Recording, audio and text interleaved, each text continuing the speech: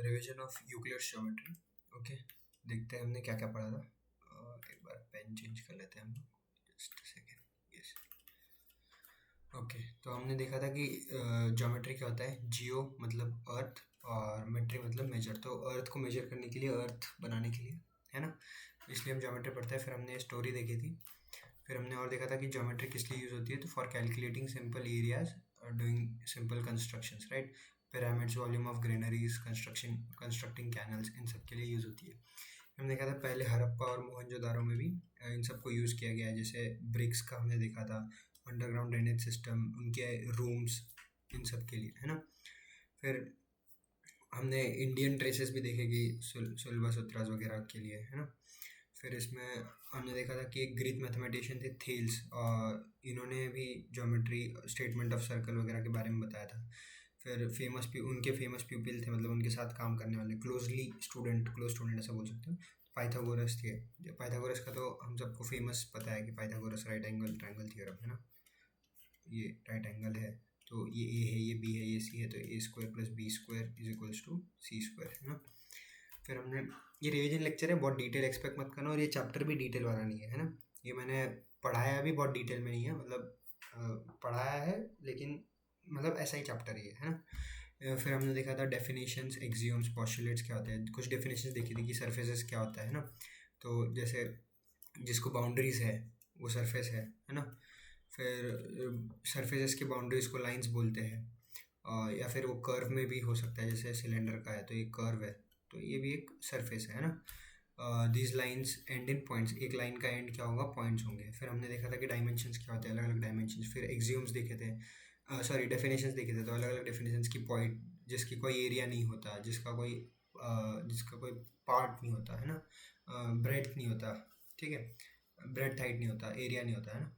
फिर हमने लाइन देखा था कि ब्रेथलेस लेंथ को लाइन बोलते हैं। एक लाइन पॉइंट्स में एंड करेगी, ये एक पॉइंट, ये एक पॉइंट, है ना। फिर स्ट्रेट लाइन में क्या होता है, ये पॉइंट्स से बनकर एक ऐसे पॉइंट पॉइंट पॉइंट पॉइंट रखोगे तो एक लाइन बनेगी, ये देखा था। फिर एक सरफेस के एजेस लाइंस होते हैं, ये देखा था। A plane surface which lies evenly with straight lines on its self, मतलब सरफेस क्या होता है कि एक स्ट्रेट लाइन बना लो, जैसे पॉइंट से लाइन बन रहा था वैसे लाइन से सरफेस बनेगा। ये लाइन से, तो इससे ये सरफेस बन जाएगा, है ना। फिर हमने और आगे चल के देखा कि पोस्टुलेट्स क्या होते हैं। पोस्टुलेट्स आर असम्पशंस, ठीक है।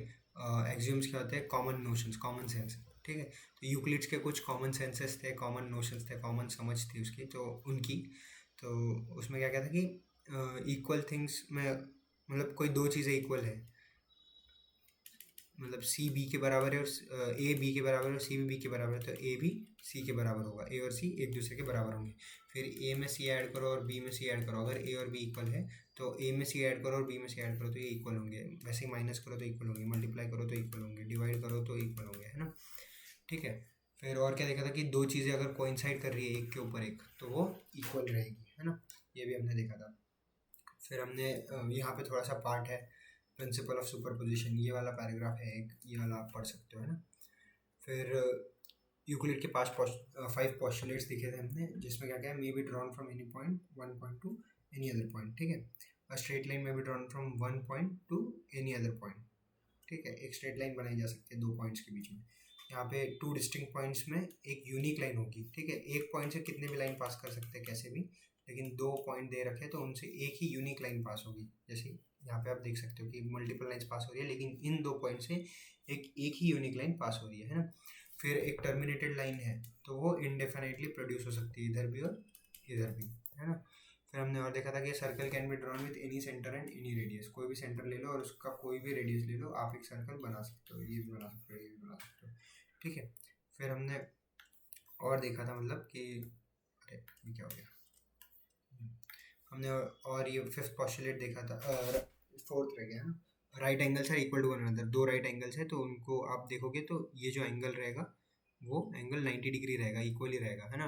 2 इक्वल्स टू 2 है, वैसे 90 डिग्री इक्वल्स टू 90 डिग्री, बस ये बात की गई है यहाँ पे, ठीक है। फिर हमने 5th पोस्टुलेट देखा था कि अगर हमारे पास एक लाइन है और दो लाइन्स है, अगर उन दोनों लाइन्स का इंटीरियर एंगल, ये लाइन अगर ये दो लाइन पे इंटीरियर एंगल बना रही है और ये दोनों एंगल का सम अगर दो राइट एंगल मतलब 180 डिग्री से कम है तो ये लाइन इस साइड मिलेंगी आगे जाके, है ना, ठीक है, ये भी है।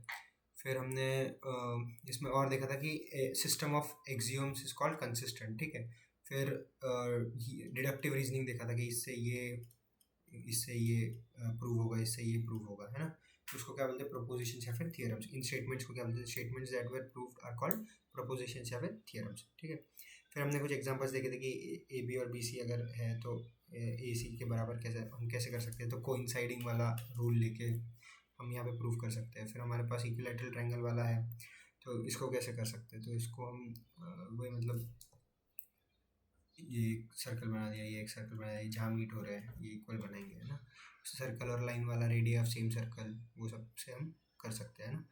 उसके बाद अगर फिर हमने एक थ्योरम देखा कि दो distinct lines have can not have more than one point in common. अगर दो डिस्टिंक्ट लाइन्स है मेरे पास तो उनका एक ही पॉइंट कॉमन में होगा, इससे ज़्यादा कोई पॉइंट कॉमन में नहीं होगा, या तो जीरो पॉइंट्स हो सकते हैं। अगर पैरेलल लाइन्स है तो ये कभी मीट नहीं करेंगे, तो कोई पॉइंट कॉमन में नहीं होगा।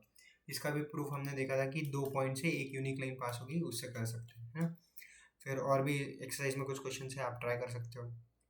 अब ये सॉरी आप अगर ये समरी भी पढ़ लोगे तो भी काफ़ी है ना, इसमें सब कुछ मेंशन किया हुआ है, ठीक है।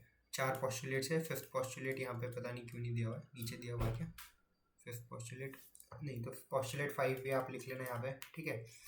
फिर ये कुछ एक्सियोम्स थे जो हमने ऊपर पढ़े थे, कुछ डेफिनेशंस थी कि सरफेस क्या होता है ना, सरफेस, लाइन, पॉइंट, ठीक है, कर्व सरफेस, इन सब चीज़ों के बारे में भी बताया गया था ऊपर। डायमेंशन के बारे में बताया गया था, एक एक डायमेंशन लूज हो रहा है कैसे, सॉलिड से हम जब पॉइंट के पास जा रहे हैं तो एक एक डायमेंशन लूज हो रहा है, तो सॉलिड के बाद क्या आएगा, सरफेस आएगा, सरफेस के बाद क्या आएगा, लाइन आएगी, और लाइन के बाद क्या आएगा, पॉइंट आएगा। Three dimension, two dimension, one dimension, zero dimension, है ना। बस यही है इसका रिविजन, यही है चैप्टर। ये वही मेन तो इसका वही है कि ये डिड्यूसिंग रीजनिंग के लिए काम आता है, इससे एडवांस ज्योमेट्री तक के प्रूफ्स हुए हैं, ऐसे धीरे धीरे, इससे ये प्रूव हुआ, इससे ये प्रूव हुआ, इससे ये प्रूव हुआ, इससे एडवांस ज्योमेट्री प्रूफ हुई, ठीक है।